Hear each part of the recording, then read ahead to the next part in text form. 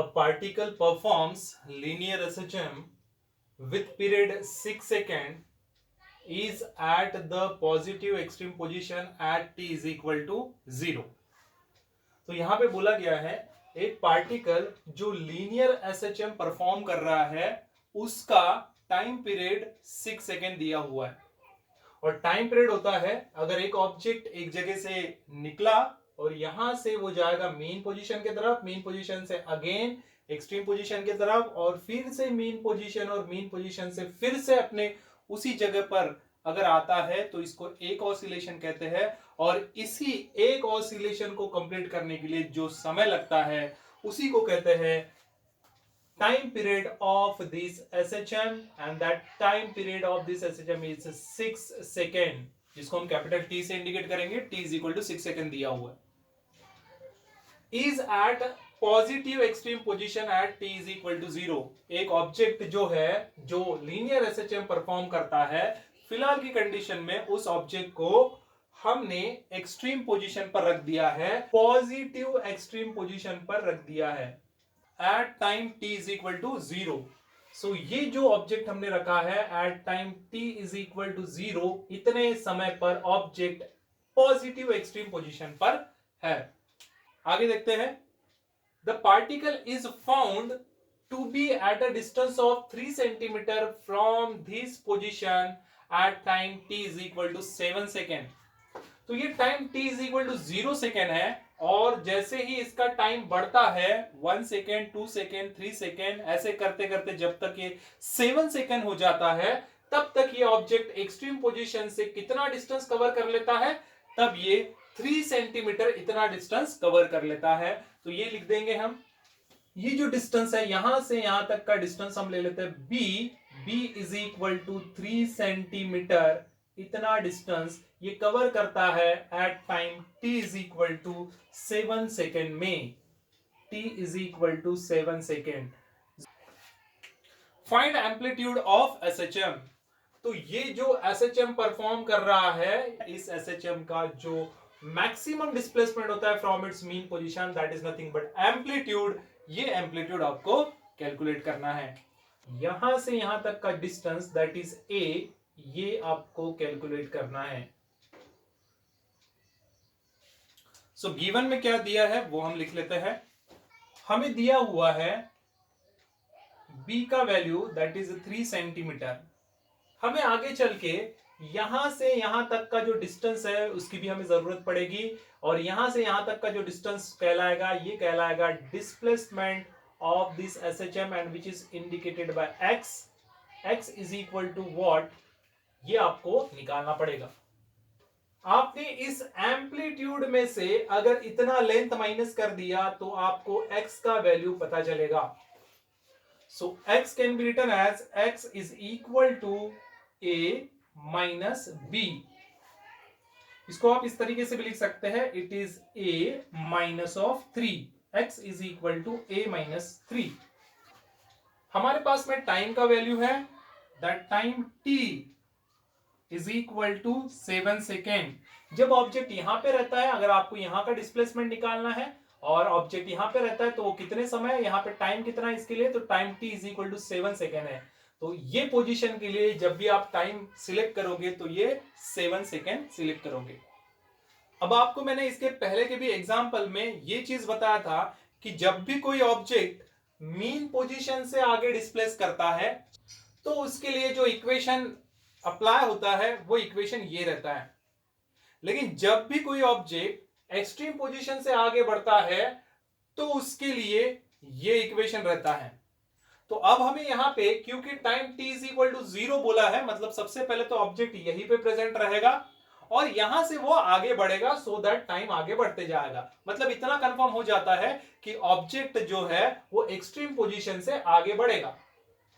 और जब भी कोई ऑब्जेक्ट एक्सट्रीम पोजीशन से रिलीज होता है, आगे बढ़ता है, तो इसके लिए ये इक्वेशन अप्लाई होता है, जो इक्वेशन हम यहां पे अप्लाई करेंगे अभी।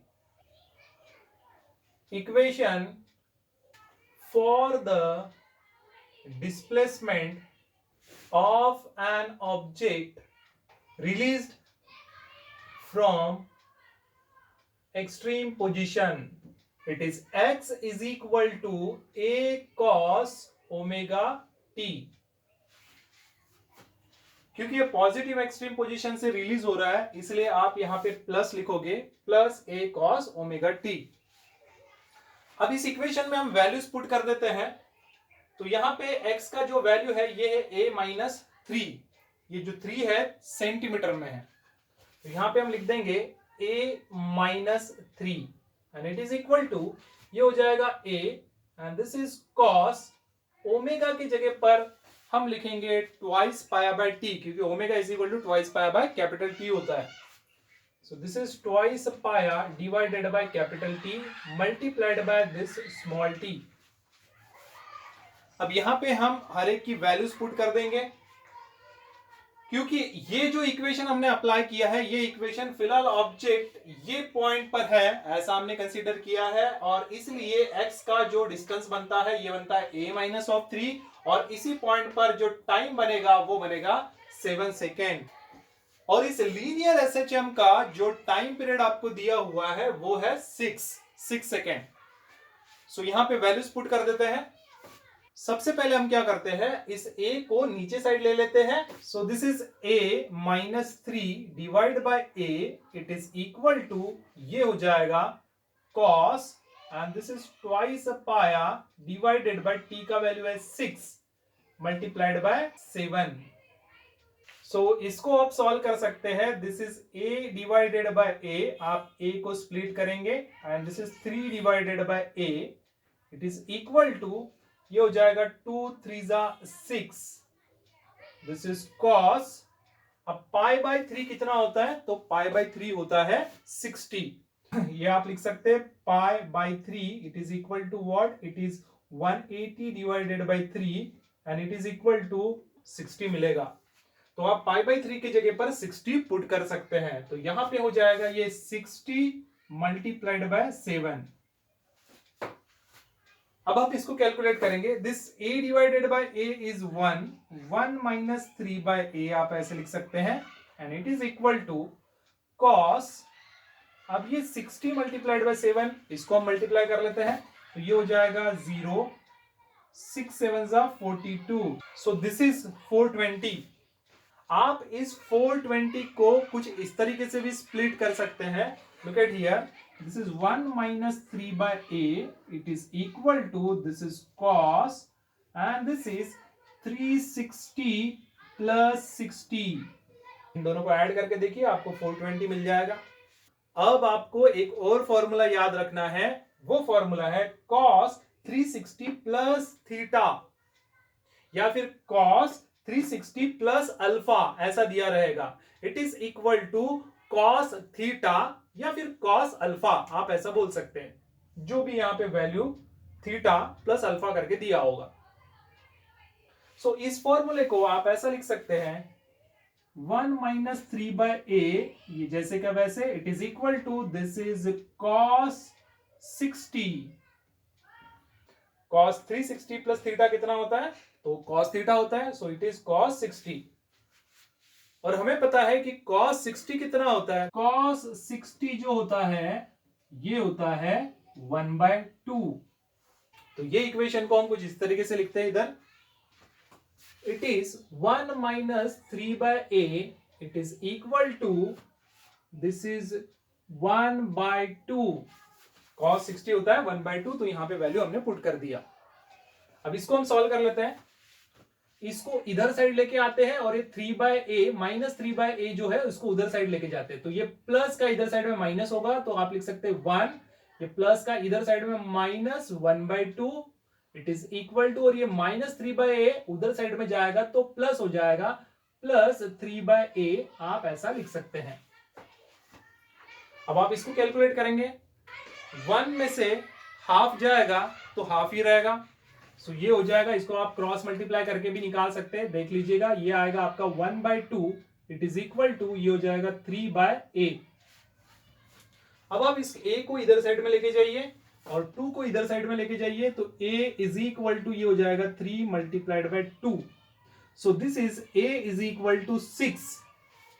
और क्योंकि हमने जो वैल्यू सबसे शुरुआत में स्टार्टिंग में ये वैल्यू 3 लिया है और जो हमें वैल्यू दिया है सेंटीमीटर में, तो हमारा लास्ट वाला भी आंसर जो आना चाहिए ये भी सेंटीमीटर में ही आना चाहिए।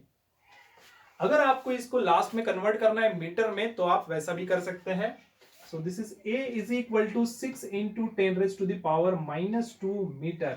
बुक में आप देखोगे तो आपको ये आंसर मिलेगा, आप चाहे तो इस आंसर को इस ऐसे भी निकाल सकते हैं।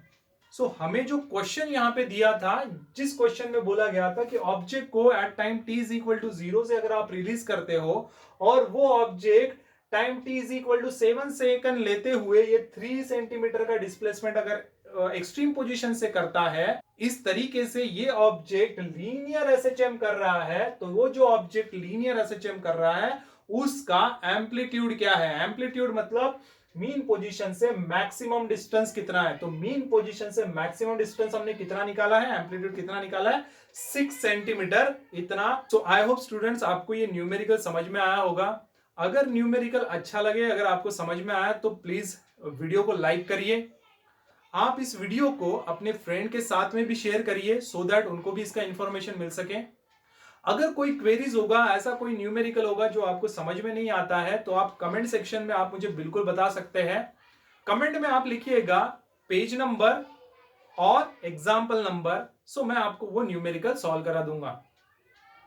तो आज के लिए बस इतना ही, मिलते हैं नेक्स्ट वीडियो में। Thank you.